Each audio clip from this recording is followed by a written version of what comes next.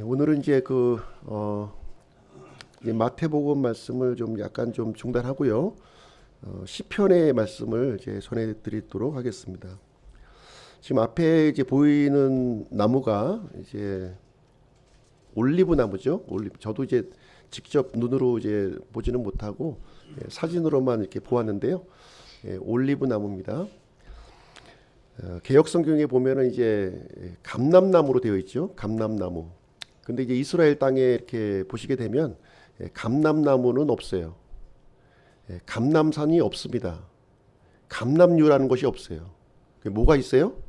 올리브산, 올리브나무, 올리브 그 기름이 있는 겁니다. 기름. 그래서 이 감람나무와 이 올리브나무는 전혀 다른 나무다. 전혀 수종이 달라요. 수종이 다르고요. 지금 이제 아마도 예수님이 계셨을 때 이제 있었던 그 나무로 추정되어지는데요. 이 나무의 수령이 그러면 이제 몇 년이 된 거죠? 2000년이 넘어서 지금 이제 속이 완전히 비어 있는 거예요. 속이 비어 있고 구멍이 숭숭숭숭 뚫려져 있는데 그럼에도 불구하고 이제 푸른 잎사귀가 지금까지 이렇게 이제 나고 있는 모습을 우리는 이제 보게 됩니다. 그래서 오늘은 이 푸른 올리브 나무의 복이라는 제목을 가지고 하나님의 말씀을 전해드리도록 하겠습니다. 감람나무와 올리브 나무는 이제 별개의 나무인 것이고요. 1절부터 4절 해악을 끼치는 사람, 5절부터 7절 하나님의 공의로운 심판, 8절부터 9절 하나님을 신뢰하는 사람이 받는 복, 그리고 예수님과 올리브 나무의 관계, 이런 순서로 전해드리도록 하겠습니다. 중심 내용은 푸른 올리브 나무는 하나님의 집에서 영원한 복을 누린다는 그런 내용이 이제 되겠습니다. 감람나무와 올리브 나무는 이제 별개의 나무인데요. 별개의 이 감람수, 이것의 이제 원산지는 이제 중국 남부지방과 인도 차이나 그쪽에 이제 그런 자생하는 그런 나무가 되겠습니다. 감람과에 속해요. 감람과. 이제 잎이 굉장히 넓고요. 잎이 넓고 한 30m까지 자란다고 합니다. 30m. 굉장히 높게 자라는 거죠. 반면에 이제 올리브 나무는 원산지가 지중해 연안이에요. 지중해 연안. 이것은 이제 이 나무는 물프레과에 속합니다. 물프레과. 잎이 좀 좁아요. 이렇게 창처럼 창날처럼 이제 좁고요. 높이는 이제 많이 커봐야 한 10m. 그리고 이제 대부분이 5m 미만이에요. 보통 이제 올리브 이제 열매를 얻으려고 한다면 이렇게 높이 키우진 않고요. 이렇게 야츠막하게 한 5m 정도로 이렇게 이제 키우고 있습니다. 근데 왜 이제 개역 성경에는 이제 이 감람이라는 표현을 이제 하게 되었냐면 열매가 비슷한 거예요. 열매가 이제 영어로 된 그 성경을 이제 중국말로 처음에 번역을 하다 보니까 중국에는 이제 올리브 나무가 없는 거죠. 올리브 나무가 없는데 대신에 열매가 비슷한 감람나무라고 있었던 거예요. 감람나무. 그래서 이제 중국 사람들이 이해하기 이제 편하게 하기 위해서 감람나무로 이렇게 번역을 하게 되었고요. 우리나라는 이제 한자 성경을 우리말로 번역하다 보니까 그대로 이제 감람으로 이제 지금까지 사용을 하고 있습니다. 그러나 이제 흠정적에는나 영어 성경에는 이제 올리브로 되어 있는 것이죠. 올리브. 그래서 올리브라는 표현이 정확한 표현이 이제 되겠습니다. 그래서 이제 이 감람나무는요, 좀 이렇게 굉장히 이제 키가 크고요. 키가 크고 번성한 나무예요. 이렇게. 반면에 올리브 나무는 이렇게 좀 약간 좀 이렇게 아담한 그런 모양을 이제 이렇게 가지고 있습니다. 완전히 틀린 나무입니다. 그래서 감람나무라고 하는 것은 이제 틀린 표현이고요. 틀린 표현이고 올리브 나무, 올리브 기름, 올리브산 이렇게 표현하는 것이 올바른 이제 표현이 되겠습니다. 그래서 열매가 좀 비슷한데요. 열매가 감람 열매와 이제 올리브 열매가 좀 이제 굉장히 비슷하죠. 근데 이제 감람 열매는 이제 거의 이렇게 초록빛을 이제 이게 연중 이렇게 띄고 있고요. 반면에 올리브 열매는 이제 좀 덜 익었을 때는 이제 초록빛, 좀 익으면은 검은빛을 내죠. 검은빛. 요즘 우리 마트에 가서 이제 올리브 그 이제 이렇게 염장해 놓은 그 피클로 해 놓은 걸 보면은 검정색으로 되는 것을 우리가 이제 발견할 수 있을 것입니다. 그러나 분명히 틀리다는 것을 좀 보시고요. 성경에서 이 올리브가 이제 처음으로 등장한 이제 구절을 한번 보시게 되면 창세기 8장에 이제 기록이 되어 있어요. 창세기 8장. 이제 노아의 홍수가 이제 끝난 다음에 이제 노아가 이제 홍수가 이제 묻이 드러났는지 안 드러났는지 확인을 하기 위해서 이제 비둘기를 날려보냅니다. 근데 첫 번째 날려보냈을 때는 이제 다시 돌아왔고요. 두 번째 비둘기를 날렸을 때 이제 이 비둘기가 올리브 잎사귀를 이제 물고서 들어왔습니다. 그래서 홍수 이후에 드러난 최초의 잎사귀, 최초의 잎사귀가 바로 이제 올리브 잎사귀가 되겠습니다. 굉장히 그 강인한 생명력을 가지고 있고요. 거의 1년 동안 물이 이제 잠겨 있었죠. 이 전 지구가. 그럼에도 불구하고 아주 강인한 생명력을 이제 갖고 있었고요. 하나님의 진노의 심판이 지나갔다 하는 것을 이제 보여주고 있습니다. 그러면 이제 오늘 이제 시편 52편 말씀을 함께 보실 텐데 시편 52편의 배경을 좀 말씀드리도록 하겠습니다. 1절 말씀 그 1절 말씀 그 윗부분에 보면 그 이제 배경이 되는 내용이 이제 기록하고 있습니다. 에돔 족속 도액이 가서 사울에게 고하며 그에게 이르기를 다윗이 아히멜렉의 집에 왔나이다 할 때에 지은 시. 이 시가 이제 언제 지어졌냐면 이제 다윗이 사울의 그 공격을 피해서 도망하고 있었어요. 도망하고 있었는데 그때 이제 그 높당에 있었던 이 그 성전의 성막에 들어가게 됩니다. 자신을 이제 피신하기 위해서 들어가게 되는데요. 그것을 이제 배경으로 하고 있는 이제 시편이 이제 되겠습니다. 여기 보시면 에돔 족속 도액이 등장하는 거죠. 에돔 족속 도액. 이 사람은 이제 어떤 사람이냐면 에서의 후손이에요. 에서의 후손. 그리고 이제 목자고요. 양을 치는 목자였습니다. 이 아히멜렉은 어떤 사람이냐면 엘리 제사장의 후손입니다. 엘리 제사장의 후손. 대제사장이죠. 대제사장. 그래서 높당에 있었던 성막을 섬기고 있었던 그런 이제 사람이었습니다. 이때 이제 다윗이 그 사울의 공격을 피해서 이제 도망을 이제 하고 있었는데요. 너무 이제 며칠 동안 이제 그 식사를 하지 못해 가지고 아주 그냥 이게 아주 배고픈 그런 상태에 좀 있었습니다. 그때 이제 높당에 있었던 그 성막에 이제 피신해서 들어가게 되는데 이때 대제사장 아히멜렉을 만나는 거예요. 아히멜렉을 만나서 이제 도움을 이제 요청을 하게 됩니다. 그래서 우리가 몇 날을 이렇게 굶었기 때문에 빵을 좀 줬으면 좋겠다 이렇게 하는데 성막에 빵이 없었던 거죠. 빵이 없었어. 대신에 하나님께 바쳤던 이 그 개역 성경 표현에 의하면 진설병, 보여주는 빵이 이제 남아 있었던 거예요. 그 지금 이제 받쳐져 있는 그 빵이 아니라 받치고 이제 빼내온 빵이 이제 좀 있었던 것이죠. 그것을 이제 그 다윗의 일행들에게 이제 공급을 해주게 되고요. 그리고 이제 무기가 좀 필요하다 이렇게 또 이제 요청을 했는데. 그래서 이제 다윗이 그 골리앗과의 싸움에서 이겼을 때 그 빼앗았던 무기가 있었던 거예요. 그 무기를 이제 거기에 보관하고 있었는데 그 칼을 이제 아히멜렉이 다윗의 일행들에게 이제 내주는 그런 일을 하게 되었습니다. 근데 이 모든 과정을 누가 지켜보고 있었냐면 에돔 족속이었던 도액이라는 사람이 이 모든 진행되는 과정을 이제 지켜보고 있었던 거예요. 그래서 이 사울 왕이 죽이려고 했던 이 다윗의 일행들을 이 돕고 있는 그 모습을 도액이 그 모습을 모두 지켜보고 있었습니다. 그래서 도액이 어떤 일을 하게 되냐면요. 사무엘상 22장 10절에 보시면 이렇게 기록되어 있습니다.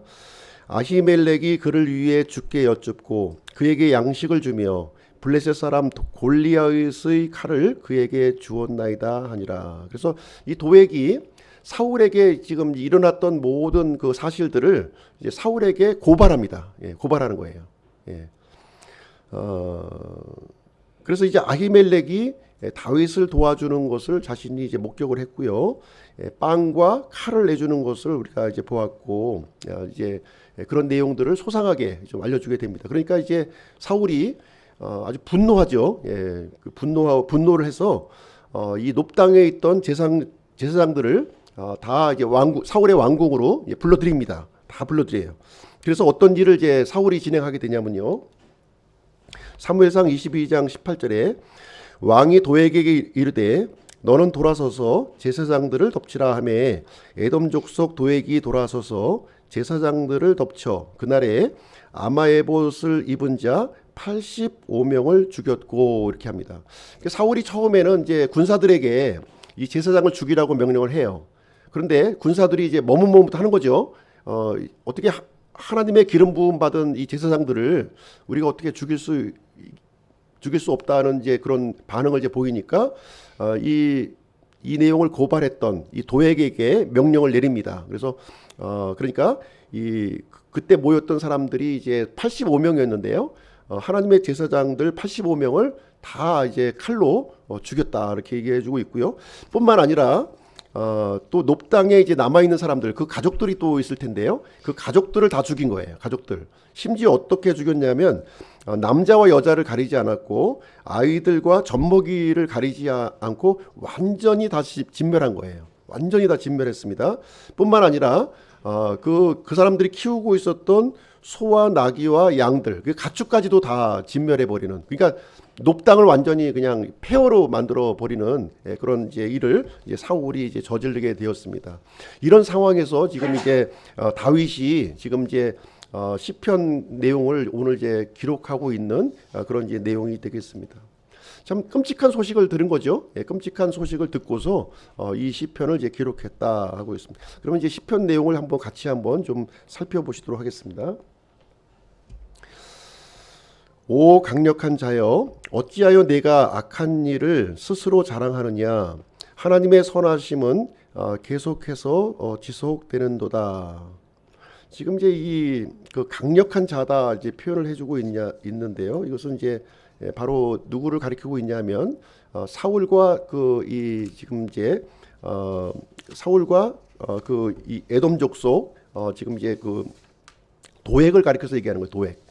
이 정치적인 이 권력과 그 힘을 사용해 가지고 지금 이제 하나님을 섬기는 제사장들을 무력으로 이제 완전히 제압하는 일을 이제 진행을 하고 있는 것이죠.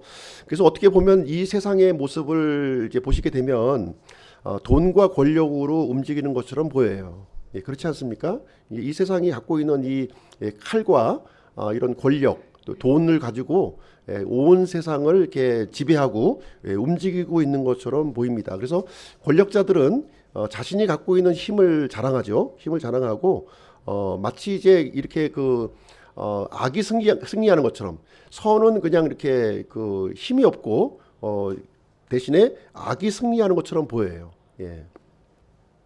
그렇지만 여기서 이제 다윗이 지금 이제 갖고 있는 생각은 비록 눈앞에 있는 현실은 악이 선을 이기는 것처럼 이렇게 보이지만 실질적으로 이 세상을 다스리는 분은 바로 하나님께서 다스리신다 하는 믿음을 이제 여기서 갖고 있는 거예요. 그래서 이 모든 악행들을 하나님께서는 지켜보고 계시는 것이고요. 결코 선은 이렇게 무력으로 이렇게 제압한다 할지라도 선은 무너지지 않는다. 여기서 선이라고 하는 것은 이제 어떤 도덕 윤리적인 선을 얘기하는 것이 아니고요. 하나님의 의를 얘기하는 거예요. 하나님의 의는 결코 무너지지 않는다 하는 것을 여기서 이제 언급해주고 있는 것이죠. 그리고 이제 이 악인들이 어떻게 일하는지를 2절부터 4절까지 또 보여주고 있어요. 악인들이 어떻게 이제 일을 하냐면 2절 말씀에 보시게 되면 내 혀가 악한 일들을 꾀하며 날카로운 삭도같이 속임수로 일하는도다. 이 약한 자들은 이 악한 일을 하고 있는 이 방식이 아주 이 속임수로 일한다는 속임수. 예, 속임수로 인해서 결국은 이제 이 하나님의 속한 이 일들을 이렇게 파멸로 이렇게 이끌어가고 있다는 것이죠. 그래서 악인이 사랑하는 것은 뭐냐면 어떤 이렇게 선보다는 이제 악을 사랑하는 거죠. 하나님을 대적하는 것을 사랑하고요. 의로움보다는 거짓말, 예, 사람을 삼키는 모든 이런 이 악한 속임수의 말을 지금 이제 하고 있다. 예, 그런 모습으로 이제 이 세상을 살아가고 있다고 하는 내용이 이제 되겠습니다. 그래서 결국은 우리가 눈앞에 보이는 현실은 이제 좀 처참한 현실이에요. 처참한 현실. 이렇게 선과 진실, 이렇게 의로움을 말하는 사람들은 이렇게 패배자로 살아간다는 거죠. 패배, 이제 악행을 행하는 그런 이 권력자들의 손에 의해서 아주 그냥 힘없는, 이렇게 힘없이 이렇게 멸망하는 그런 모습으로 살아간다는 것을 여기서 이제 알려주고 있습니다. 5절 말씀을 보시게 되면요. 5절. 그러므로 하나님께서 그와 같이 너를 영원히 멸하시되. 그렇지만 이제 이 모든 일은 하나님이 지켜보고 있고요. 하나님께서 공의로운 심판을 집행하신다는 거예요. 비록 악이 이렇게 횡행하고 악이 선을 이기는 것처럼 이 세상이 흘러가고 있지만 궁극적으로는 이 모든 일에 대해서 하나님이 공의로운 심판을 집행하신다는 거예요. 하나님은 어떤 원칙에 의해서 이 세상을 다스려 나가시냐면요. 무엇이든지 심은 대로 거둔다는 거예요. 심은 대로. 악행을 이렇게 심게 되면 악행을 거두게 되는 것이고요. 선을 거두게 되면 이 선을 이렇게 거두게 되는 것이 하나님의 이제 대원칙이 이제 되는 것입니다. 그래서 이 도액과 이 사울과 같은 이 사람들은 해악과 거짓말을 심는 자라는 거예요. 그렇기 때문에 이 눈앞의 이익을 쫓아서 이렇게 악행을 저지르지만 궁극적으로 하나님께서는 모든 것들을 뿌리채 이렇게 뽑아버린다는 거예요. 뿌리채 뽑아버릴 것이다 하는 것을 이제 언급해주고 있고요. 반면에 비록 이렇게 이런 권력에 의해서 무자비하게 이렇게 압제를 당하고 있지만 이렇게 그럼에도 불구하고 선과 진실을 이렇게 심는 사람들에게는 하나님의 보호하심과 모든 손실을 하나님께서 대신해서 갚아주신다는 것, 이 대원칙을 여기서 이제 해주고 있습니다. 그러면서 이제 도액의 사악함을 또 고발하고 있는데요. 도액의 사악함을 고발하고 있는 거예요. 도액이 왜 이와 같이 이 아히멜렉 이 대제사장을 이렇게 모함하고 이렇게 악행을 저질렀냐 하는 것을 이제 설명해주고 있는 것이죠. 7절 말씀에 보시게 되면 보라 이 사람은 하나님을 자기 힘으로 삼지 아니하고 자기의 많은 재물을 신뢰하며 자기의 사악함으로 자기를 강하게 하던 자라 하리로다 이렇게 얘기하고 있습니다. 그래서 이 도액이라고 하는 사람은 보이지 않는 이 하나님, 보이지 않는 하나님은 안중에도 없었던 거예요. 예, 안중에도 없었고 하나님을 이렇게 힘으로 삼는 것이 아니라 이런 눈에 보이는 권력, 눈에 보이는 이 재물을 쫓아가는 사람이었다고 하는 것이죠. 그렇기 때문에 자신의 사악함을 이용해서 이렇게 선을 행하고 있는, 하나님을 섬기고 있는 사람들을 이렇게 사악함으로 압제하고 악행하는 일들을 서슴지 않고 이렇게 진행했다는 것을 여기서 얘기해 주고 있습니다. 그래서 궁극적으로 이 사울과 이 도액은 하나님을 이렇게 대적하는, 마치 자신의 힘으로 모든 것을 이 세상을 좌지우지하는 것처럼 이 세상을 이제 살아가는 사람이었다 하는 것을 이제 다윗이 지금 하나님 앞에서 고발을 하고 있는 내용이 이제 되겠습니다. 그러면 이제 그러면 하나님을 신뢰하는 사람들은 어떻게 될 것인가? 이제 8절 9절에서 이렇게 얘기해 주고 있어요. 하나님을 신뢰하는 사람들 8절에 보시게 되면 다윗은 이제 하나님을 신뢰하는 사람들을 이렇게 표현해요. 그러나 나는 하나님의 집에 있는 푸른 올리브 같아서 이렇게 표현하고 있습니다. 이 하나님을 이렇게 이런 악행에 이렇게 굴복하지 않고 하나님을 끝까지 신뢰하고 있는 사람, 이 사람들을 푸른 올리브라고 이제 표현하고 있어요. 푸른 올리브, 푸른 올리브라고 이렇게 표현해주고 있어요. 그래서 이 푸른 올리브라고 하는 이 의미는 어떤 의미를 갖고 있냐면, 지금 우리는 이제 올리브에 대해서는 좀 이제 지식이 많지가 않죠. 예, 직접 눈으로 보지도 않았고 삶 가운데서 경험을 이렇게 많이 해보지 않았기 때문에. 그러나 이스라엘 사람들에게는 이 푸른 올리브라고 한다면은 이 올리브가 굉장히 귀하고 가치 있는 거라는 거예요. 굉장히 귀하고 가치 있는 나무예요. 이것을 이제 푸른 올리브 나무가 되는 것이죠. 이 푸른 올리브 나무는 이제 어떤 이제 용도로 사용이 되냐면 하나님을 위해서 사용되는 나무고요. 또 사람들을 위해서 사용되는 나무라는 거예요. 그러니까 자신의 몸 전체를 이제 버릴 것이 하나도 없는 거예요. 버릴 것이 하나도 없을 정도로 하나님을 위해서 사람을 위해서 온전하게 드려지는 이 나무가 바로 이제 올리브 나무인 것이죠. 올리브 나무인 거예요. 그래서 이 올리브 나무, 푸른 올리브 나무는 이제 하나님의 집에 거하는 거예요. 하나님의 집에. 하나님의 집에 속해 있다는 것이죠. 이 푸른 올리브 나무는. 그래서 이제 하나님의 가족으로서 영원히 이제 살아가게 되고, 비록 이 세상에서 이렇게 압제와 고난과 악행을 당하지만 하나님의 이 긍휼하심을 이렇게 신뢰하면서 살아가는 존재가 바로 이제 푸른 올리브라는 의미를 갖고 있습니다. 그래서 궁극적으로는 하나님의 위로와 이제 보상을 이제 받게 되는 것으로 이제 이렇게 되어 있습니다. 마지막 9절 말씀을 보시게 되면 9절,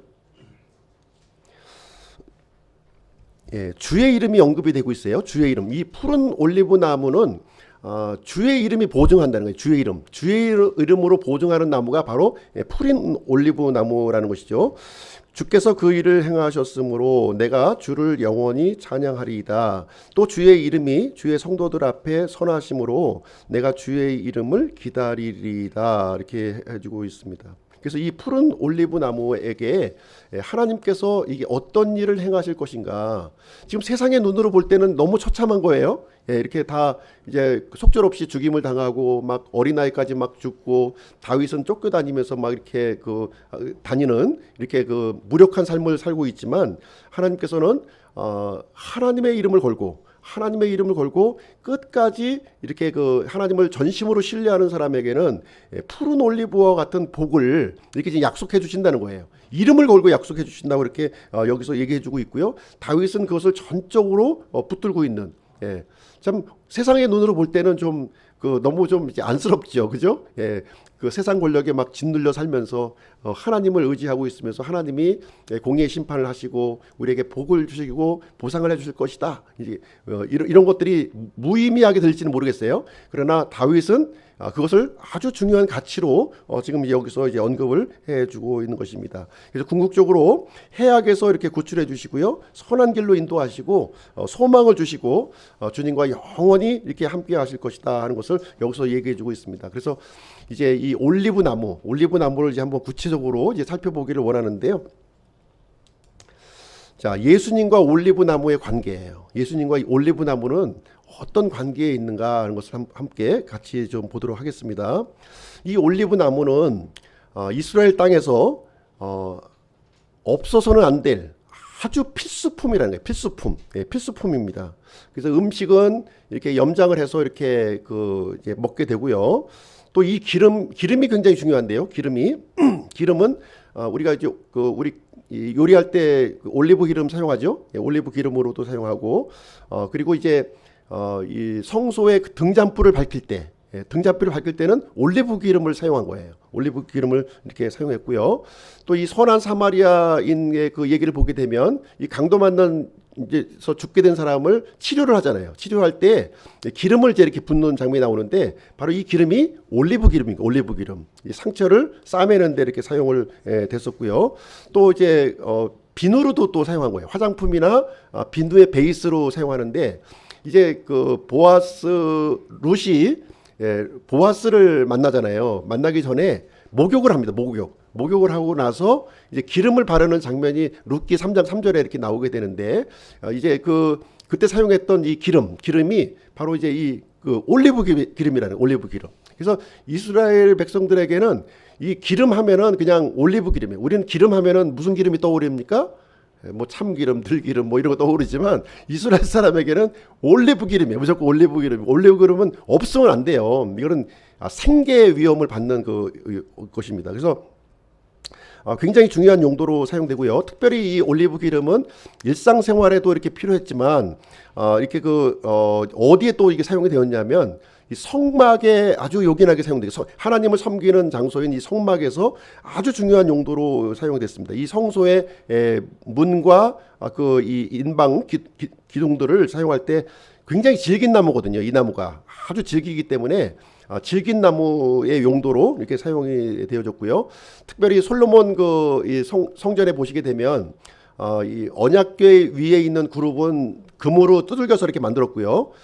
그 언약궤 좌우에 이제 그 아주 큰 그룹이 지금 세워졌어요. 큰 그룹이 세워졌는데 그 그룹은 무슨 나무로 되어 있다? 올리브 나무로 만들었다. 올리브 나무로. 올리브 나무로 만들었습니다. 특별히 또 이 가지와 뿌리가 있는데요. 올리브는 이 가지도 이렇게 무성하지만 뿌리도 굉장히 무성한 거예요. 뿌리.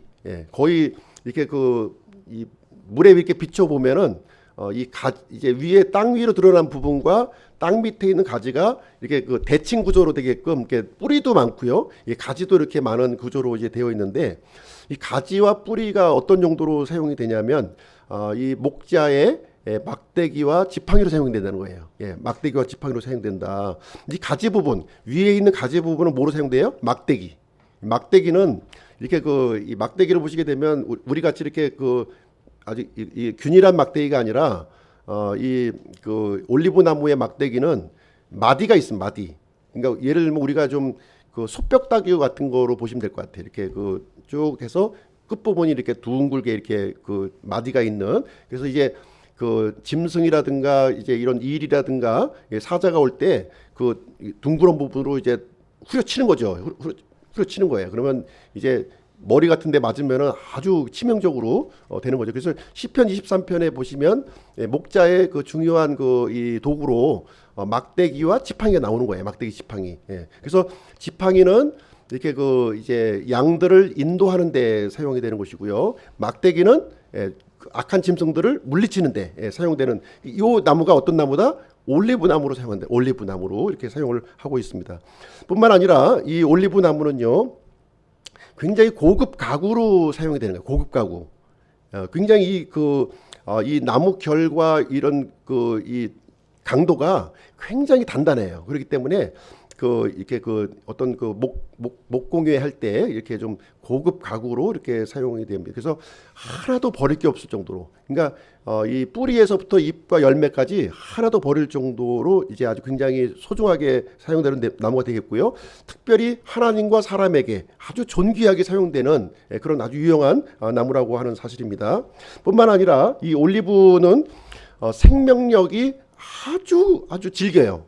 생명력이 이제 어느 정도 질기냐면 지금 이제 이스라엘 땅을 이제 보시게 되면 굉장히 이 젖과 꿀이 흐르는 땅이라고 하지만 실질적으로는 굉장히 척박한 땅이에요. 척박한 땅, 돌도 많고 뭐 이게 물을 가둘 수 없는 그런 땅입니다. 전부 대부분. 근데 그 지역에서 이 올리브 나무가 성장하는 거예요. 이게 굉장히 덥고요. 건조하고 이렇게 돌들이 많는 이런 투박한 땅에서 이 올리브 나무가 성장을 한다는 겁니다. 그러면서 굉장히 더디 자라요. 그래서 이 나무로부터 열매를 올리브 열매를 얻으려고 한다면 거의 한 30년은 키워야 30년을 키워야만 제대로 된 열매를 얻는 거예요. 물론 한 10년 정도만 이제 키워도 열매를 얻을 수 있지만 조금 그 열매는 이제 상품 가치가 좀 떨어지는 거고요. 이 아주 좀 질 좋은 열매를 얻으려면 최하 30년은 키워야만 거기서 아주 좋은 이 요즘 얘기하는 엑스트라 버진 오일이 거기서 이제 나오게 되는 겁니다. 그리고 이제 이 악천후에도 뽑히지가 않아요. 이 뿌리가 너무 깊게 이렇게 땅에 뿌리 박혀 있어서 악천후까지 뽑히지 않고요.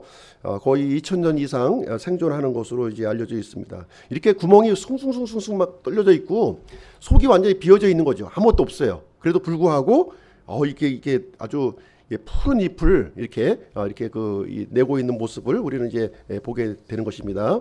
그럼 예수님과 올리브의 관계를 한번 좀 보시도록 하겠습니다. 예수님이 이제 누가복음 2장 7절에 보시게 되면 그녀가 마리아죠. 자기의 맏아들을 낳아 싸매는 천으로 싸서 구유에 뉘었으니 이는 여관에 그들을 위한 방이 없었기 때문이더라. 예수님이 처음 이 땅에 오셔서 이렇게 출생하셔서 이렇게 어디에 누이셨냐면 구유에 누이신 거예요. 구유. 이 구유 말 구유죠. 말 구유. 이 구유가 무엇으로 만들어졌나요? 올리브 나무로 만들어진 올리브. 올리브로 남겨진 그 나무 위에 예수님이 처음으로 출생하셔서 거기에 이렇게 누워지신 거예요. 그리고 예수님의 직업은 뭐였죠? 예수님은 지금 목수였습니다. 아버지가 목수였기 때문에 당연히 아버지 일을 도와드렸을 거예요. 그렇죠? 예. 그랬을 때 예수님은 그 공생애가 되기 전까지 어떤 일을 하셨을까요? 예, 목수의 일을 하신 거예요. 예, 목수의 일은 이 그 올리브 나무를 가지고 의자도 만들고 이렇게 탁자도 만들고 올리브 나무와 함께 이렇게 모든 삶을 이렇게 보이시게 된 것이죠. 예, 그리고 누가복음 21장 37절에 보시게 되면 그분께서 낮에는 성전 안에서 가르치시고 밤에는 나가 올리브산이라 하는 산에서 머무시니, 예수님이 이제 기도하시는 처소가 있었는데요. 예수님이 기도하시는 그 처소를 이렇게 그 습관에 따라서 찾으셨던 장소가 어디예요? 예, 올리브산에 들어가셔서 그 이제 기도를 하신 거예요. 하나님 앞에. 예, 올리브산에서 머물러서 기도를 하셨습니다. 그래서 특별히 이제 예수님이 십자가에서 달리시기 전날 밤에 어디에서 기도하셨죠? 예, 겟세마네, 올리브산에 있는 겟세마네에서 이제 이 기도를 하셨는데, 이 겟세마네라고 하는 뜻이 뭐냐? 기름을 짜는 틀이라는 거예요. 이 올리브 나무는 이게 한 그루만 이렇게 있는 것이 아니라 이게 그룹으로 이렇게 굴락을 지어서 있는 거예요. 굴락을 이제 올리브 열매를 우리가 따려면 한 그루에서 나오는 거는 얼마 안 돼요, 양이요. 그래서 이게 그 양이 많아야만 올리브 열매를 따서 이게 그 오일을 짤 수가 있는 거죠. 오일을, 기름을 이제 만들 수 있는 건데, 기름을 만들기 위해서는 뭐가 있어야 돼요? 기름을 짜는 틀이 있어야 돼요. 틀. 바로 이제 그 예수님이 기도하던 그 마지막 이제 십자가에 달리기 전날 밤에 이제 겟세마네 동산에서 이제 기도하셨는데, 올리브산에 있는 그 기름 짜는 틀, 거기서 기도하신 거예요. 거기서 이제 십자가에서 달리기 전에 기도하셨던 그런 장소인 것이죠. 그래서 마치 이제 그 올리브를 짜는 방식이 이렇게 부서뜨리고 이렇게 그 압착을 해서 이렇게 그 기름이 흘러나오잖아요. 그런 것처럼 예수님도 이 기도하시는 것이 그런 마음으로 기도하시고, 하나님 앞에 자신을 이렇게 부서뜨리고 이렇게 그 이제 눌러서 이렇게 진액을 짜듯이 하나님 앞에 자신의 그 저기를 기도하시는 모습을 우리는 연상해 볼 수가 있겠습니다. 그리고 이제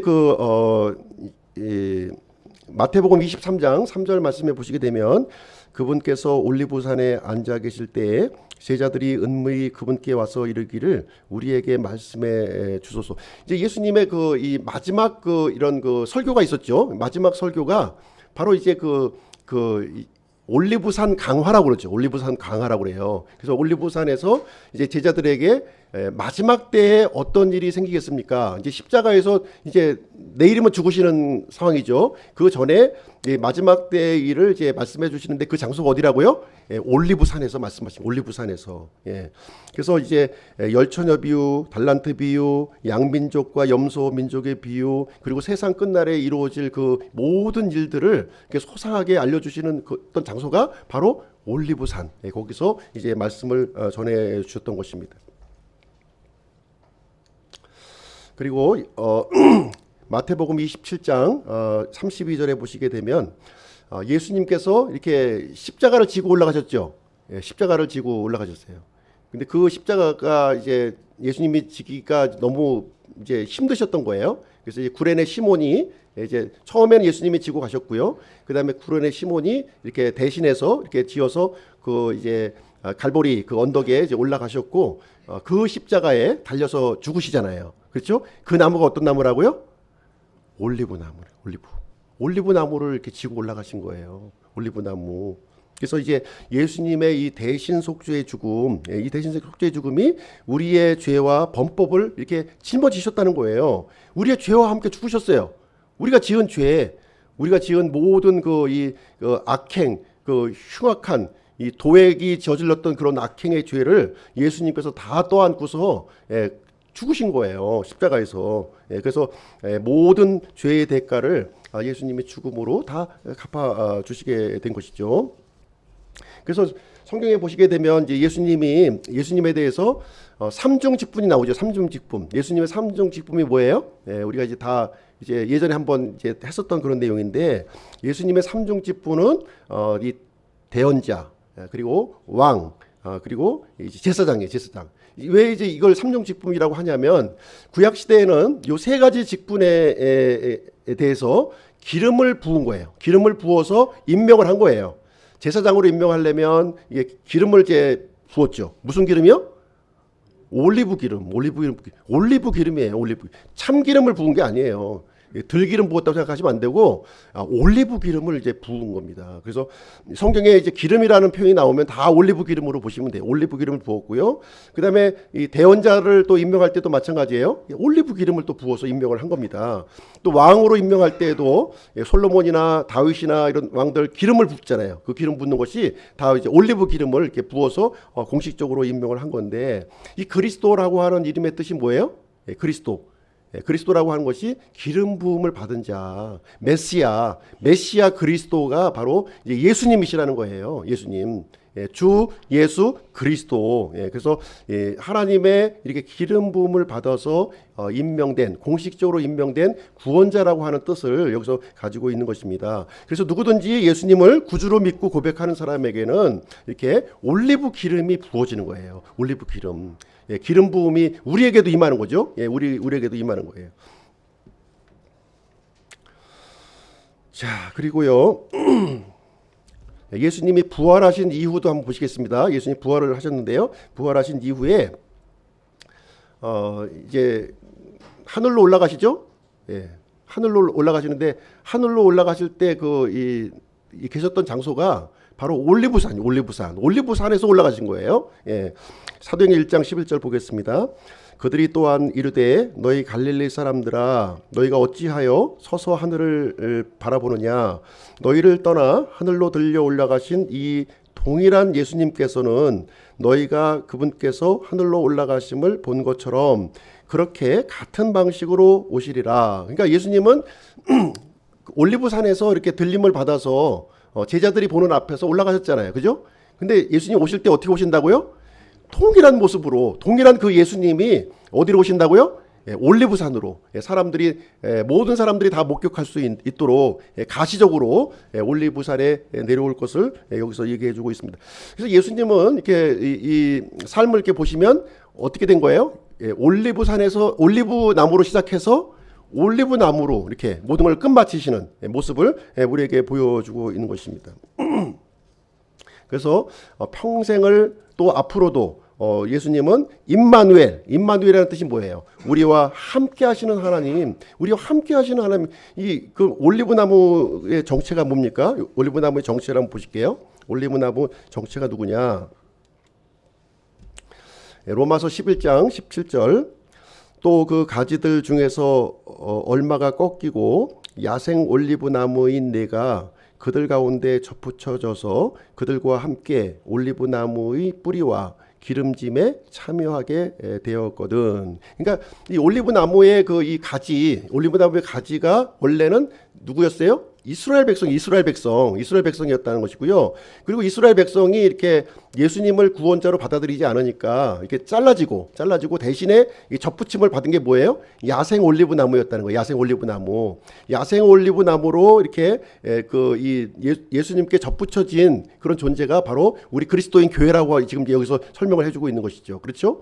그 얘기를 해주고 있습니다. 그래서 예수님은 이 올리브 이 나무인 이 이스라엘과 또 이 그리스도인들과 영원히 함께할 것을 이렇게 약속해 주신 거예요. 영원히 하신다.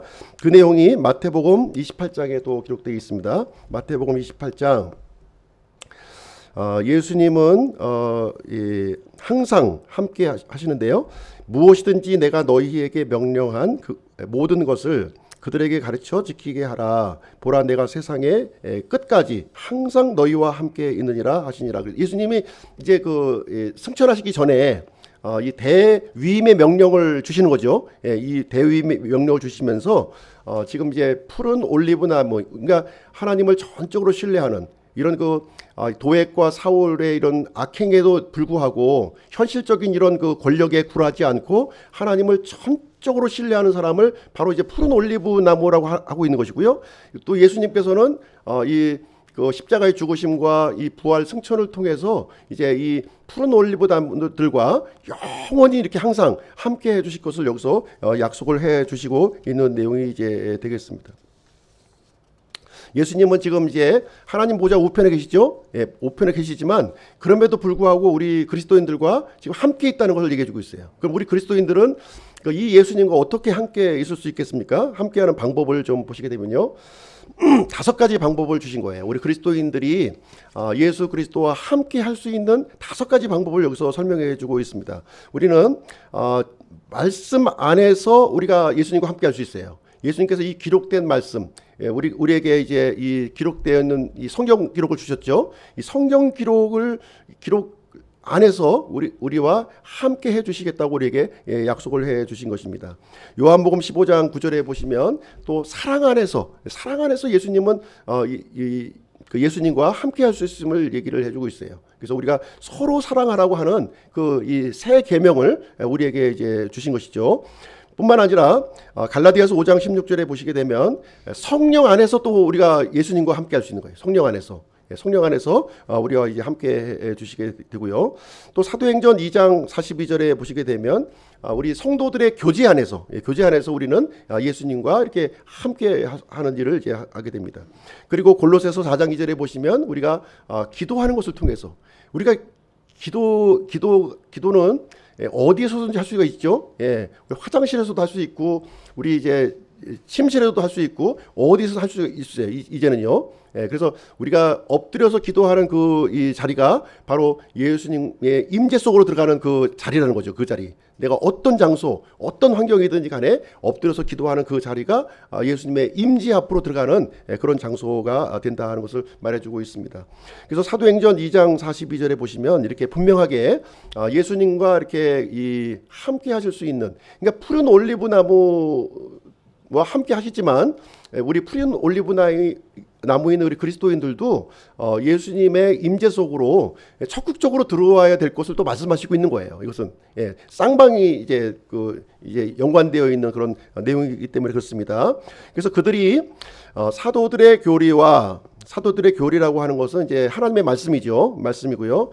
교제, 그러니까 교제는 이 성도의 교제를 얘기하고 있는 거예요. 성도의 교제. 이렇게 예배드리고 찬송하고 이렇게 성도의 교제를 또 얘기하고 있는 것이고요. 그리고 그 안에서 확고하게 머물고 또 빵을 떼며라고 하는 것은 이제 주의 만찬을 얘기하고 있습니다. 주의 만찬이고요. 기도하더라. 그래서 기도 이런 내용을 통해서 우리가 이제 예수 그리스도와 이제 항상 함께 그 임재 가운데 우리가 그걸 누릴 수가 있는 거예요. 주님은 이제 우리의 어떤 상황에도 관계없이 함께 하시지만 우리가 누릴 수 있는 거는 이런 것을 통해서 또 내가 누릴 수 있는 그리스도인들이 누릴 수 있는 환경이 이제 되겠습니다. 자, 결론을 내리겠습니다. 시편 128편 3절에 보시면 이렇게 기록이 되어 있어요. 내 아내는 내 집 곁에서 열매를 많이 맺는 포도나무 같고 내 상에 둘러앉은 내 자식들은 올리브 묘목 같으리로다. 이렇게 하고 있습니다. 여기서 내 아내라고 하는 표현이 나오죠. 내 아내는 바로 이제 우리는 그리스도의 신부죠. 신부이기 때문에 교회를 말하는 거예요. 교회. 교회의 모습이 어떤 모습이냐? 이 열매를 많이 맺는 이 포도나무 같다는 거예요. 조금 있으면 이제 포도나무를 보겠죠. 포도의 이 열매들이 아주 그냥 탐스럽게 풍성하게 열린 그 모습을 이제 우리 교회의 모습으로 이렇게 비춰주고 있는 것입니다. 그리고 내 상에 둘러앉은 내 자식들, 그러니까 각각의 교회의 성도들을 얘기하고 있는 거예요. 각각의 그 성도들은 어떤 모습으로 좀 표현하고 있냐면 올리브 묘목과 같다. 올리브 묘목과 같다. 그래서 이 상에 둘러앉아 있는, 그러니까 우리가 요즘에는 이제 좀 핵가족 시대라 이제 가족들이 이제 많지 않지만 예전에는 이제 이렇게 할아버지 할머니 계시고 또 부모님 계시고 이제 아이들이 상에 쭉 둘러 앉아가지고 이 대가족이 한 그 10여 명의 가족들이 이렇게 같이 식사하는 장면, 그걸 연상해 보시면 그 모습을 연상하시면 될 것 같아요. 이 하나님의 집에 이렇게 속해서 이렇게 아주 참 밥을 안 먹어도 든든하죠. 밥을 안 먹어도 든든할 정도의 그 모습을 이제 보여주고 있는 내용이 되겠습니다. 그래서 이 교회와 그리스도인의 모습을 이제 여기서 이제 보여주고 있는 말씀이 이제 되겠고요. 교회는 이렇게 열매를 많이 맺는 이 포도나무의 모습이 이게 되어야 된다는 거예요. 그래서 열매를 맺고 생명력이 넘치는 그런 모습을 이제 보여줘야 되는 것이고요. 그 구성원들, 교회에 있는 이 각각의 구성원들은 또 이렇게 그 올리브 묘목과 같이 예수 그리스도를 닮아가는 거예요. 예수 그리스도를, 그리고 예수 그리스도와 함께 하는 그런 삶을 살아가게 되는 것이고요. 그래서 이제 하나님과 사람들에게 유익을 끼쳐드리는 그런 이제 이타적인 삶을 살아가는 모습을 우리에게 이제 보여주고 있습니다. 이제 우리 단순히 우리 가정의 달을 맞이해서 이제 가정의 모습도 얘기해주고 있지만, 하나님께서는 하나님의 이 집에 속한 이 가족들의 모습을 이렇게 포도나무와 이렇게 올리브 나무로 이렇게 표현을 해주고 있고요. 우리 그리스도인들이 이렇게 푸른 올리브 나무의 복을 모두가 이렇게 함께 누리시는 우리 기쁨 침례교회 성도님들이 되시기를 주님의 이름으로 축복드립니다. 푸른 올리브의 나무의 복이 모두에게 이렇게 풍성하게 임하시기를 축복드립니다. 기도하고 마치도록 하겠습니다.